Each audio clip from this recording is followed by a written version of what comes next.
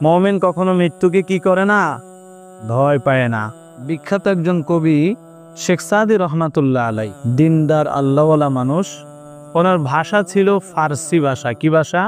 ওনার দেশের এখান দিয়ে দুইজন যারা ফার্সি ভাষা বুঝে না এরকম দুইজন যুবক যাচ্ছে, একটা ঘরের ভিতরে একজন মুরব্বী খুব আর্তনাদ করতেছে, চিল্লাপাল্লা করতেছে, কান্নাকাটি করতেছে। এখন ওনারা গেছে, দুইজন যাই দেখে যে আসলে খুব মুমূর্ষু অবস্থা, লোকটা হয়তো বাঁচবে না, লোকটা বাঁচবে না এইরকম অবস্থায়। কিন্তু কি বলতেছে সেটাও কি বুঝে আসতেছে না, কারণ ফার্সি ভাষায় কথা বলে, যেহেতু ফার্সি ভাষা জানে না। তো চিন্তা করলো যেহেতু এখানে একজন বিখ্যাত কবি আছে, নাম কি? শেখ সাদি। নাম কি? তাহলে আমরা একটা কাজ করি, ওনাকে এখানে নিয়ে আসি। মানুষের মৃত্যুর সময় অনেক সময় সত্য কথা বলে, অনেক সময় কি বলে দেখিও, মৃত্যুর সময় মানুষ কি বলে? সত্য কথা বলে। এখানে কোনো মিথ্যা কথা বলে না। হয়তো হইতে পারে সে অনেক মূল্যবান কথা বলতেছে কিন্তু আমরা বুঝতেছি না। ওনাকে আনলো, আনার পরে উনি যখন জিজ্ঞেস করতেছে আপনি কি ভালো আছেন, উনি তখন একবার তাকাই বেহুশ হয়ে গেছে। আবার যখন জিজ্ঞেস করছে হুশে আসার পরে যে আপনি কি ভালো আছেন, সুস্থ আছেন, আবারও দেখে কি করছে বলেন, বেহুশ হয়ে গেছে। তৃতীয়বার যখন উনি হুশে আসছে, শেখ সাদি রহমাতুল্লাহ আলাইহি বললেন যে আপনি কি ভালো আছেন? বলে যে আমার যুবককালে একটা দাঁত পড়ে গেছিল, মারির দাঁত, আমি গোশত খাইতে পারি নাই, সারা জীবন এই ব্যথাটা আমার অন্তরে ছিল, সারা জীবন।